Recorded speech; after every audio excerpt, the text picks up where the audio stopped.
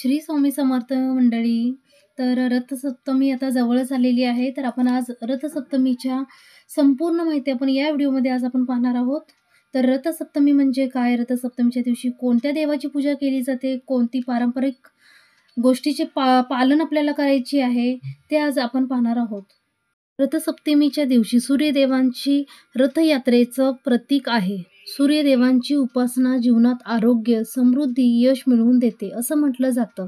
या दिवशी सूर्यदेव उत्तरायण प्रवास सुरू करतात. त्यामुळे उष्णतेचा प्रभाव वाढतो आणि फळे, नाशपते चांगले होतात. आरोग्य, शक्ती, समृद्धी यासाठी सूर्यदेवांची उपासना करणे शुभ मानले जाते.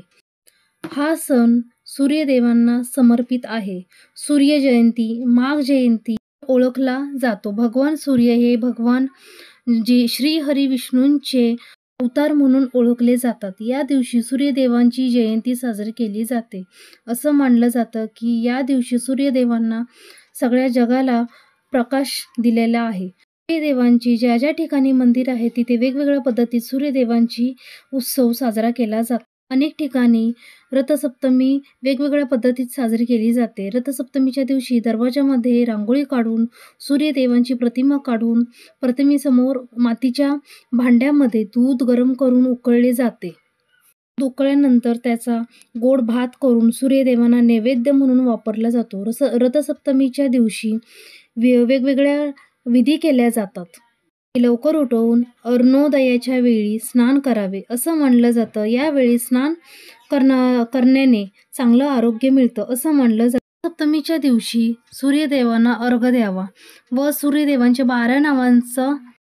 12 नावे घेऊन अर्घ्य द्यावा. नंतर सूर्यदेवांची पूजा करताना तुपाचा दिवा लावावा, लाल फुले व्हावे, धूप दिवा फळांचा नैवेद्य अर्पण करावा. याशिवाय तुम्ही गायत्री मंत्राचा जपही करू शकता. आदित्य हृदय स्तोत्र, सूर्यकवच अत्यंत शुभ मानले जाते. या दिवशी कोणता उपाय करावा? सूर्यदेवांना तांब्याच्या भांड्यामध्ये पाणी घेऊन त्याच्यामध्ये लाल फूल, तांदूळ टाकून सूर्यदेवांना अर्पण करावे. गायत्री मंत्राचा जप करावा.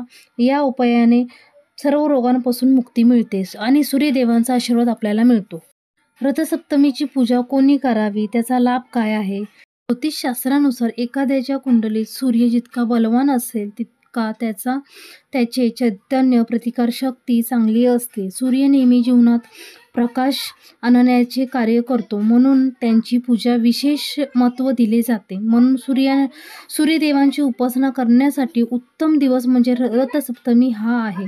या दिवशी सौभाग्यप्राप्ती, पुत्रप्राप्ती, धनप्राप्तीचे व्रत ला विशेष महत्त्व दिलेले आहे. कारण की सूर्य हे आत्मकारक आहेत.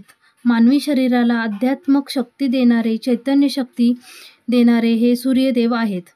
ज्यांना सौभाग्यप्राप्ती, पुत्रप्राप्ती हवी आहे, धनप्राप्ती हवी आहे, अशा लोकांनी रथसप्तमीच्या दिवशी पूजा व्रत करावे. रथसप्तमीची पूजेची शुभ वेळ आपण पाहणार आहोत. सूर्योदयाची वेळ 4 फेब्रुवारी सकाळी 7:09 होत आहे. सूर्यास्ताची वेळ 4 फेब्रुवारी सायंकाळी 6:12 आहे. स्नान मुहूर्त सकाळी 5:33 ते 7:09 आहे.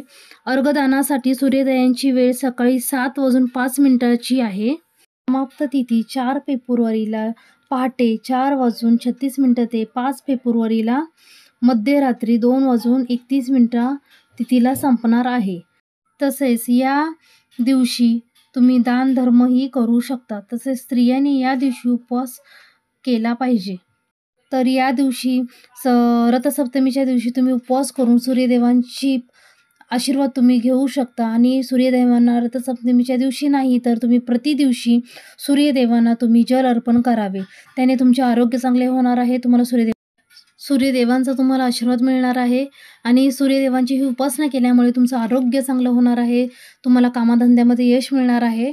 तर तुम्ही नेहमीच सूर्यदेवांची ही उपासना करा आणि रथसप्तमीच्या दिवशीही तुम्ही महत्त्वाचे हे जे मी उपाय तुम्हाला सांगितले आहेत ते तुम्ही करा. अगर तुम्हाला आमचा व्हिडिओ आवडला असेल तर आमच्या व्हिडिओला लाईक करा, शेअर करा, सबस्क्राईब करा. धन्यवाद.